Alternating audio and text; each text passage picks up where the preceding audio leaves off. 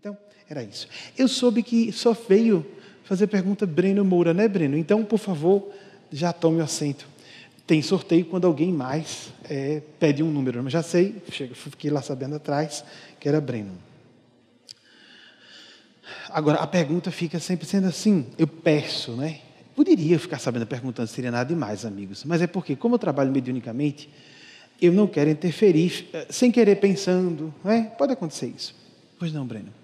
Se identifique como se eu não conhecesse, nem ninguém conhecesse você aqui, porque inclusive uma parte não conhece, é no salto quântico, não é?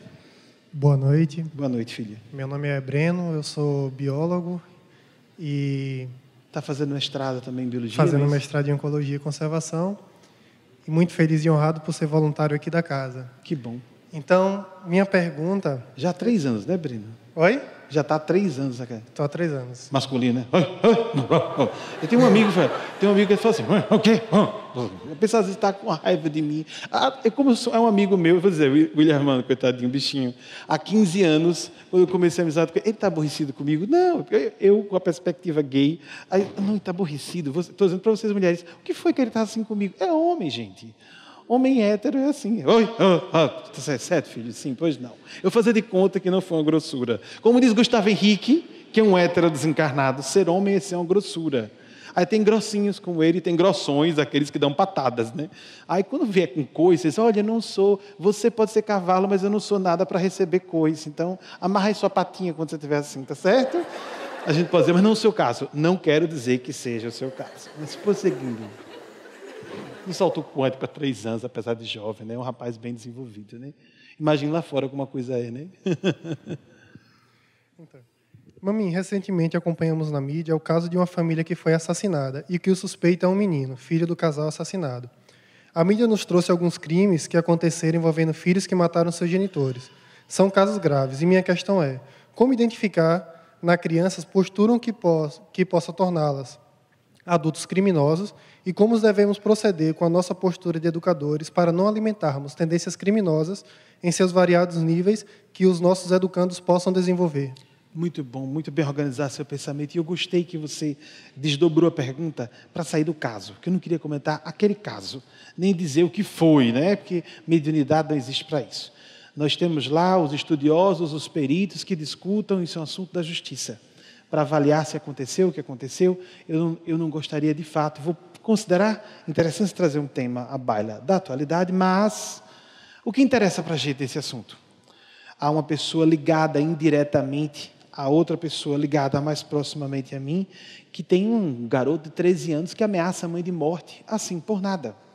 E a gente diz, não, isso da boca para fora, é coisa adolescente, 1 vez, 2 vezes, 30 vezes, começa a agir de forma perversa com animais, etc., com outras pessoas, e pode perpetrar um crime se for influenciado por sua sombra psicológica, mas também por agentes tenebrosos da outra dimensão de vida. Então, o que a gente pode fazer? Não esperar ficar com... Esse garoto tem 13 anos. Não esperar ter 13 anos. A psicologia hoje diz que forma-se a personalidade de uma pessoa até 2 anos e meio aproximadamente. A gente acha bonitinho. Eu falei sobre homens, agora eu vou apresentar agora a questão da cultura, o problema da cultura. Meu filho homem, que dá chute, dá soco em todo mundo. Cabra macho, né? Ele é muito homem e tal. Ele pode ser só violento, ele pode ser pode crescer como homossexual altamente violento. Tem nada a ver violência, estupidez, porque há mulheres violentas também. Obviamente que o organismo feminino restringe muitos aspectos violentos. Até pouco tempo, quase não existiam assassinos seriais mulheres. Começaram a ser documentados os primeiros casos agora. Não existia. Inclusive, era isso que a imprensa dizia. Nunca houve um caso registrado de mulher assassina serial. De genocidas, as mulheres, no máximo, participaram, mas de forma política, sem se envolver diretamente, querendo dizer, elas não participavam diretamente de genocídios. Eu estou falando de um exemplo raro. Catarina de Médicis, com a noite de São Bartolomeu, aquela que foram mortos 40 mil huguenotes numa noite só, os protestantes franceses. Então, casos raros. E aí, vamos tentar lembrar. Uma genocida, mulher, eu não me recordo agora, pelo menos assim, repassando rapidamente do conhecimento limitado que tenho, não vou me lembrar. Então, de cedo, Tudo bem, 2 anos e meio. E agora? Já passou? Meu Deus, eu deixei passar o tempo. Estou sabendo só agora. Então, estou recebendo o sujeito adulto, o pai dos meus filhos. Eu descubro que o cara é violento. Por exemplo, o que eu faço? Eu vou repetir o que autores do assunto falam, porque tem que se dizer, tem que se repetir para se fixar. Se a gente deixa a pessoa aumentar o tom de voz, depois ela diz um palavrão, depois o palavrão dá um tapa, depois de uma agressão leve passa para agressão violenta e em seguida tenta matar. Se a pessoa não freia antes, ela vai estimular a tendência criminógena daquele indivíduo e será responsabilizada também. Pobre coitada, foi martirizada. Não, como eu já falei recentemente, ela é responsável. Levou o tapa, é responsável por levar o tapa. Proteja-se. Uma vez, todo mundo pode levar tapa. Um soco, o que for. A gente atrai espiritualmente, etc. Mas não se deve permitir. Sejamos enérgicos na defesa de nós mesmos. E depois entender que essas experiências não são propriamente endógenas só. Não é só a criança que traz, né? Tem os dois lados. A tendência da ciência é considerar que existem os fatores que são ambientais em todos os sentidos. A cultura, a família, a escola, cultura de lato senso, a cultura nacional tem um peso grande. Lá vai. Tem uma levada, desaforo para casa. Bem brasileiro, né? Você levou um tapa, a criança chegava levando um tapa em casa, com um tapa, recebia outro porque não devolveu o tapa na escola. Vejam, em vez de orientar a criança a ser civilizada, buscar a diretoria, e às vezes se procurava. Por exemplo, aconteceu quando eu estava estudando fora do estado, por pouco tempo. Eu morei 1 ano e meio num outro estado do país, para não parecer que eu estou falando mal do estado. Mas era um ambiente religioso, era só freiras. Foi mesmo em outro estado. Quando meu pai foi fazer o mestrado dele nos anos 70, entre dezembro de 75 e junho, julho de 77. E aí então fui pedir ajuda a uma freira que eu achava tão bondosa, porque um colega, eu tinha 5 anos, e os meus colegas, essa coisa que às vezes acontece com algumas crianças, eu tinha 5 e meus coleguinhas lá, os mais novos tinham 6, 7 anos, o meu pai tinha 8, 9. Então era miúdo, né? Não sabia me defender direito, eu fui pedir ajuda ao professor porque eu levei um tapa. Você deu um tapa de volta? Você não é homem? Uma criança de 5 anos não é um homem, é uma criança. Então, vejam que absurdo isso. Esse tipo de postura de que a professora freira, me disse que era para dar um soco de volta porque era um homem. Eu não era um homem, era uma criança. Né? Essa história de dizer que criança, um filho homem, chega, abre para ver, tem um pinto, é homem. Rebaixa os homens, né? O cara é mais do que o seu falo. A mulher é mais do que sua genitália. Nós temos que ser um pouquinho mais do que tudo isso. Né? Então, o importante é que nós consideremos, tem os fatores endógenos. A tendência genética existe. Nos anos 70 falou-se de cromossomas específicos. Muitos homens, XYY, têm esse distúrbio cromossomático. Os super-homens, né? Esse tal de super-homem é um sujeito extremamente intempestivo, violento, sujeito a crimes violentos. Ele perpetrar o crime violento. E tudo bem, existe essa tendência. O corpo de homem já favorece uma postura de maior reação. A amígdala cerebral masculina, ela é diferente da amígdala cerebral feminina. Lembram-se quando eu falei a vocês que nós temos aquela películazinha de neurônios, como uma touca enrugada de neurônios, que é o neocórtex? Muito bem, o neocórtex, para funcionar, ele primeiro ativa, isso só falando de neurociência, amigos, ele ativa a amígdala cerebral e, ao mesmo tempo, as regiões de compensação, recompensa do cérebro. Nessa estrutura de tálamo, amígdalas, e lá a região de recompensa, a amígdala, é a região do pânico, da reação agressiva. Então, primeiro vem a reação do medo, em seguida, compensatoriamente, a reação de recompensa. Depois de fazer um cálculo ali dentro, o cérebro faz sozinho e a gente não está sabendo nada disso, ou seja, o inconsciente. A representação no cérebro do que acontece na mente inconsciente. Nós recebemos uma resposta que nós podemos ou não filtrar racionalmente, por essa películazinha do neocórtex. Já 5 minutos, impressionante, porque tudo começou mais tarde. Obrigado, Wagner, pelo aviso. O Sêneca trabalhou muito essa questão. Ele escreveu um livro só sobre a ira, as explosões de raiva, os surtos de violência. Ele conta um caso absurdo que ele presenciou. Um certo governante, um funcionário, o governante quer dizer, funcionário só César era governante basicamente, era a época do Império Romano, né?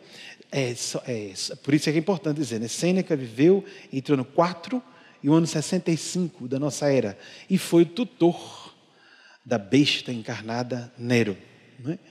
Nero, uma figurinha dessa, mais velha, com poder absoluto.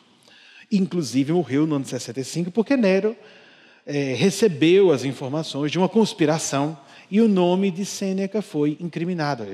Sêneca foi incriminado porque o nome foi citado junto. Pronto, acreditou e determinou, mandou um centurião e pediu que ele tomasse a iniciativa do suicídio, aquela ideia da dignidade do suicídio louvável romano.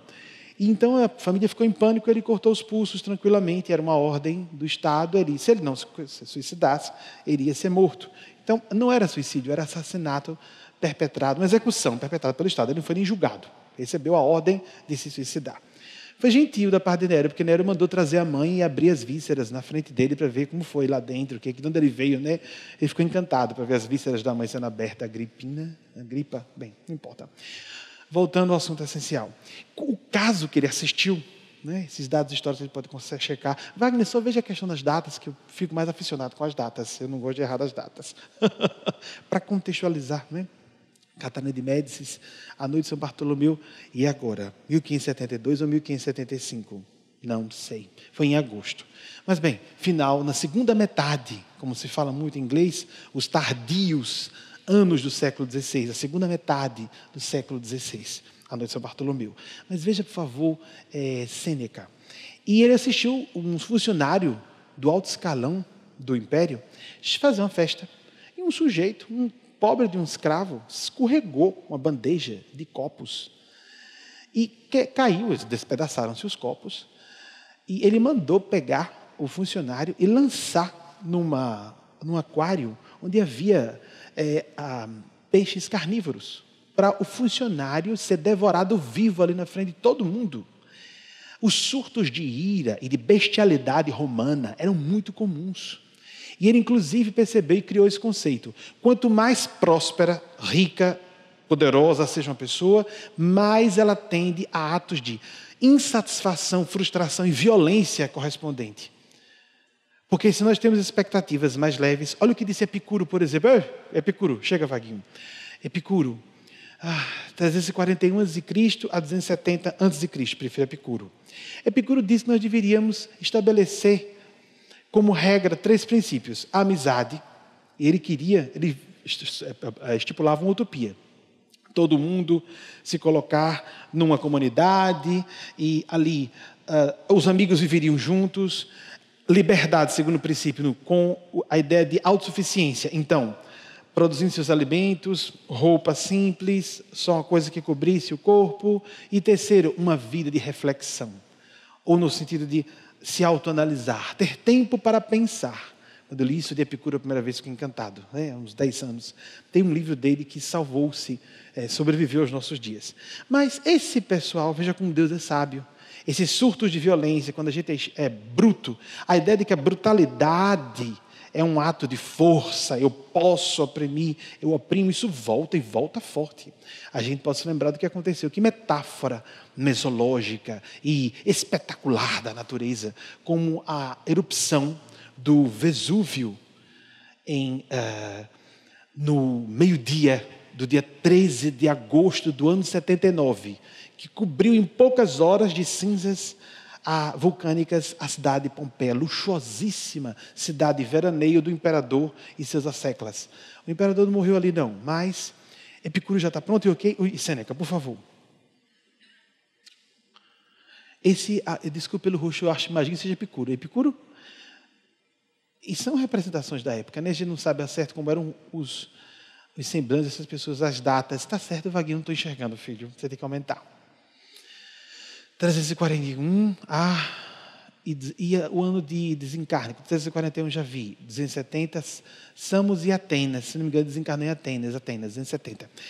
E Sêneca também. E os espíritos...